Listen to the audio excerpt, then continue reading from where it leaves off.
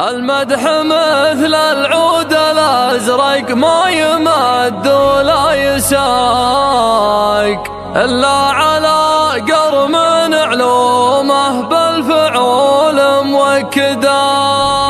لا صدبوا جنب نصخيف وصدبوا كف الرقاق، علي الثمالي ما يجنب لين يبلغ مقصده.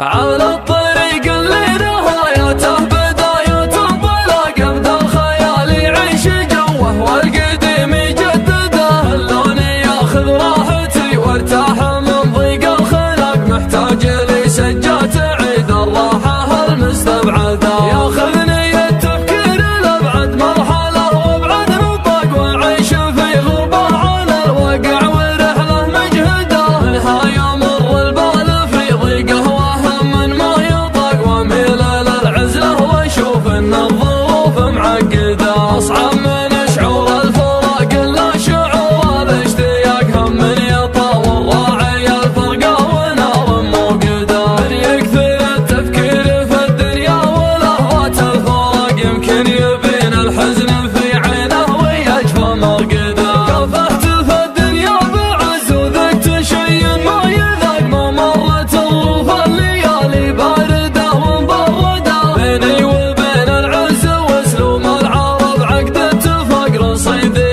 اللي ما ملكته في بنوك الاصداق. رزقي وتوفيقي على الله خالق السبع الطبق، اعيش لحظتي ولا افكر في بكره وابعده. كم من سليم شكله معافى وتفكيره معاق، يمشي على البيضا برجلينه وعقله في يده. اليوم فتح للشر باب يصير كانه في سباق، واليان وصيته في مجال الخير كانك تطرده. الخير والمعروف ما يجزى بصده وانشقاق، على الاقل اليا تجمل فيك احد لا تجحده. هيا الرفيق الليلي يا ضاقت علي الارض ضاق، يسعدني اليا شفته اسعد واحد الله يسعده. صدره خلي من الحسد والحقد واسلوب النفاق، لا شفته افقد ضيقة الخاطر عساني مفقده. المدح مثل العود الازرق ما يمد ولا يساق، الا على قرم علومه بالفعول موكده. لا صدبوا جنب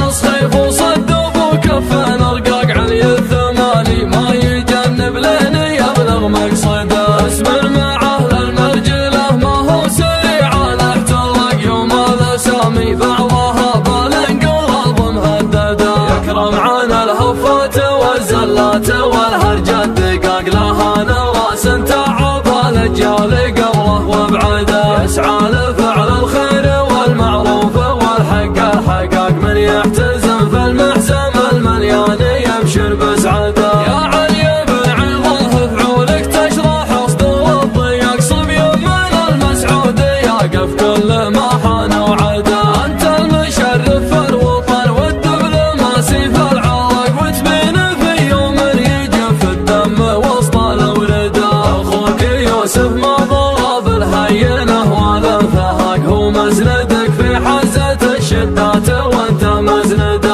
عزوات